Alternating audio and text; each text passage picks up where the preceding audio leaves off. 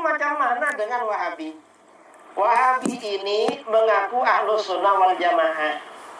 Apakah Wahabi ini memang Ahlus Sunnah wal Jamaah? Ternyata Wahabi menurut ulama Hanafiyah bagian daripada golongan Khawarij. Ini diterangkan dalam kitab Raddul Muhtar ala Durril Mukhtar yang dikenali dengan kitab Hasyiyah Ibnu Abidin. Dalam kitab Raddul Muhtar ya, Hasyiyah Ibnu Abidin ini juz 6 muka surat 413 dibagi tahu pengikut Ibnu Abdul Wahhab yaitu kaum Wahabi adalah Khawarij masa sekarang. Jadi oleh para ulama kita bermadzhab Hanafi, Wahabi ini golongan Khawarij. Ini menurut Hanafi. Lalu menurut ulama Malikiyah, Wahabi menurut ulama mazhab Maliki juga bagian daripada golongan Khawarij. Ini di mana? Dalam Hasyiyah As-Sawi ala Tafsir Al-Jalalain. Al-Imam Ahmad bin Muhammad As-Sawi dalam Hasyiyah ala Tafsir Jalalain, beliau mengatakan hadhil ayah nazalat fil khawarij alladzina yuharrifuna ta'wil al-kitabi was sunnah wa yastahilluna bidzalika dima'al muslimin wa amwalahum kama huwa musyahadun al-an fi nawairihim wa hum firqatun bi ardil Hijaz yuqalu lahum al-wahhabiyah yahsabuna annahum ala syai' ala innahum humul kadhibun istahwadha alaihimus syaitan fa'ansahum zikrallah ulaika hizbus syaitan ala inna hizbas syaitan humul khasirun nas'alullah al-karim ayyaqata adabirahum. Ayat ini turun mengenai orang-orang Khawarij. Siapa Khawarij?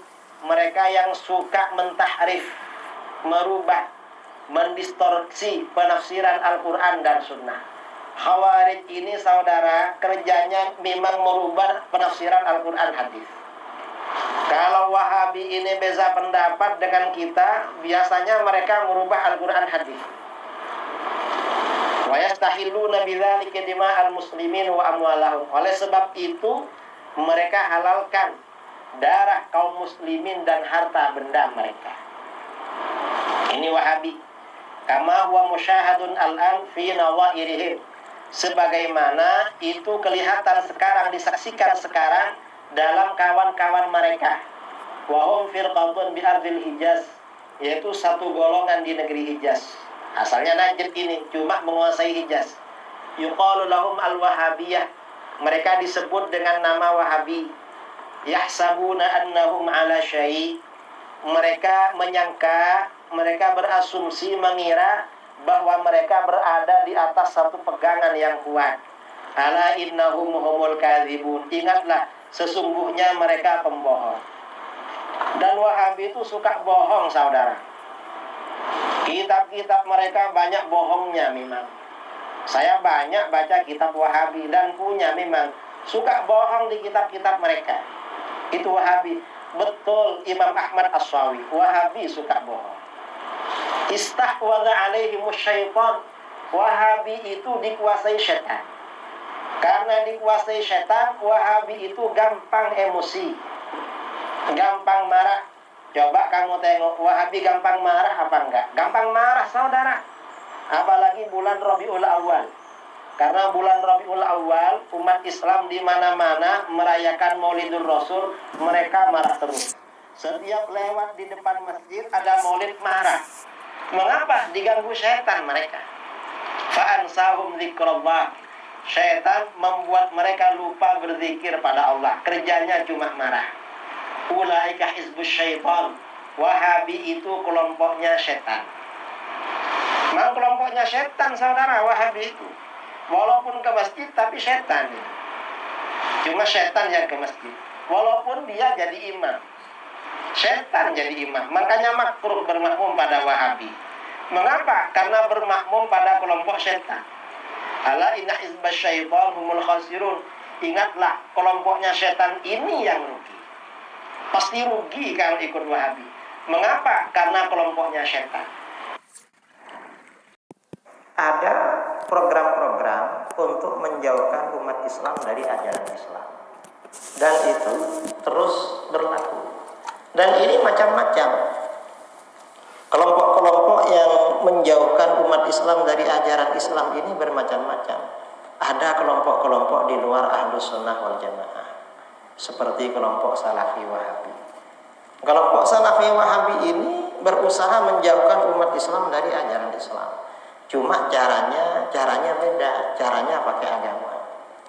Tapi mereka mengajak meninggalkan ajaran-ajaran agama, pakai bahasa agama, pakai bahasa mengikuti Al-Quran dan hadis. Ya sebenarnya ya bukan, Al-Quran hadis ini hanya dijadikan tameng aja. Sebenarnya agar umat Islam semakin jauh dari ajaran Islam. Nah, ini kelompok-kelompok di luar Ahlus Sunnah wal Jamaah. Ini contoh ya, contoh Salafi Wahabi. Salafi Wahabi ini kan ngajak kembali kepada Al-Quran dan hadis. Slogannya seperti itu, pada Al-Quran dan hadis. Tapi apa? Yang dilarang oleh Salafi Wahabi amalan-amalan ibadah. Yang dilarang itu ibadah. Mengapa dilarang? Alasannya syirik. Lah ibadah itu dibilang syirik sekarang. Syirik. Contoh yang disyirikkan itu apa? Yang disyirikkan oleh Salafi Wahabi seperti tawassul, tabarruk, istighatsah. Padahal itu bukan syirik, itu justru ajaran Al-Quran. Istighatsah, tawassul, tabarruk itu ajaran Al-Quran. Cuma Wahabi salah memahami di dalam masalah ini, lalu disyirikkan. Orang dijauhkan dari beribadah. Ini contoh. Dan mereka di akhir zaman ini saudara, orang-orang merusak Islam itu pakai Al-Quran. Pakai Al-Quran. Orang-orang menjauhkan umat dari ajaran agama itu pakai agama.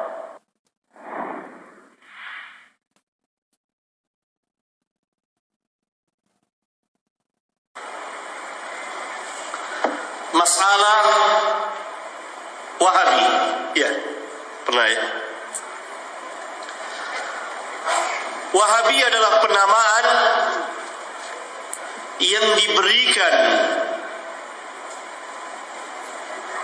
kepada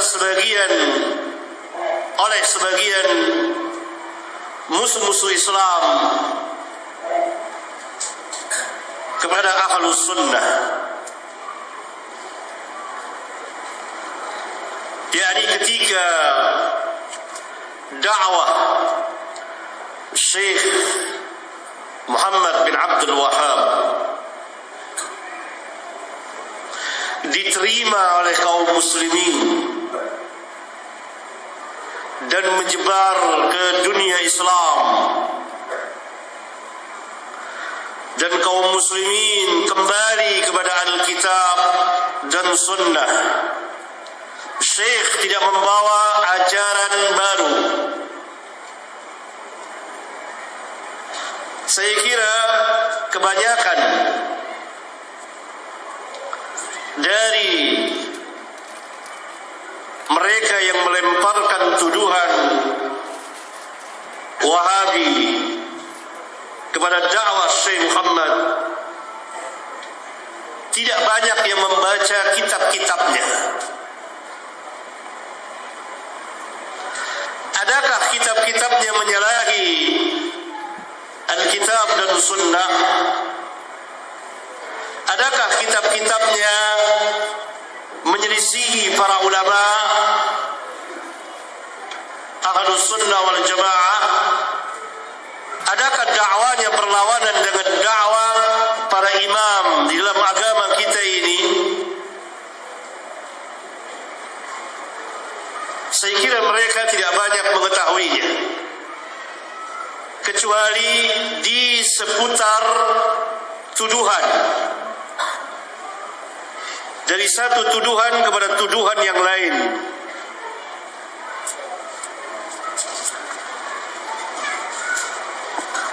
Ini pernah dibuktikan oleh salah seorang guru saya kepada sebagian kiai yang sangat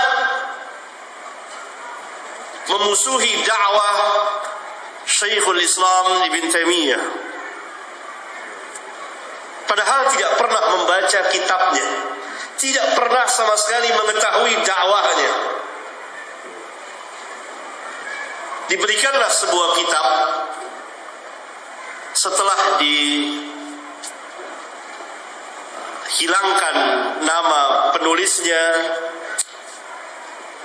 cover depannya dihilangkan, karena dia seorang kiai bisa bahasa Arab. Baca kitab, bagus apa tidak? Baca, bagus, bagus. Berdalil qala Allah, qala Rasul, qala Allah. Apanya? Saya lupa apakah guru saya menjelaskan itulah Ibnu Taimiyah atau tidak, saya lupa karena sudah puluhan tahun. Tidak pernah membaca, tidak pernah mengkaji, kecuali tuduhan. Demikian juga dengan Wahabi. Nah, waktu itu dunia Islam, kelanjutan dari perang salib sebelumnya, maka ini perang dakwiyah, perang dakwah, menyebarkan agama masing-masing. Maka pasukan salib pun berdakwah dengan dakwah yang besar, menyebarkan agama mereka. Demikian juga kaum muslimin. Selesai mereka perang fisik yang besar, walaupun masih ada perang fisik, maka beberapa abad ke depan yang terjadi adalah perang dakwah. Maka pasukan salib berangkat ke negeri-negeri kaum muslimin, mencoba menjajah mereka sambil menyebarkan agama. Datanglah Spanyol, Portugis ke Indonesia ini, kemudian terakhir Belanda, kemudian Inggris di negeri kaum muslimin yang lain, terutama di Timur Tengah. Dan mereka tidak ingin adanya kebangkitan Islam. Dan Inggris melihat bahwa dakwah ini, dakwah Syekh Muhammad yang muncul dari Hijaz, dakwah sunnah ini, dakwah yang akan membangkitkan kaum muslimin ini membahayakan posisi mereka. Maka salah satu caranya adalah memisahkan dakwah ini dari kaum muslimin, agar dakwah ini terpisah dari kaum muslimin, agar kaum muslimin membenci dakwah ini dan menuduh dengan berbagai macam tuduhan. Maka disematkanlah nama dengan nama Wahabi. Padahal nama Wahabi itu adalah salah satu sekte dari sekte-sekte Khawarij. Pernah saya jelaskan di majelis ini. Padahal seharusnya bukan Wahabi. Harusnya apa? Muhammadi. Karena namanya Muhammad bin Abdul Wahhab. Kok Wahabi tahu-tahu? Padahal ada salah satu sekte Khawarij namanya Wahabi. Sekte ini itu namanya Wahabi. Maka disematkan itu bekerja sama dengan sebagian ahli bid'ah. Dan mereka berhasil memisahkan dakwah itu dari kaum muslimin yang termakan fitnah itu, yang tidak tahu sejarahnya, yang tidak tahu sama sekali, nol besar dari dakwah Syekh Muhammad, bahkan kitabnya pun tidak pernah baca.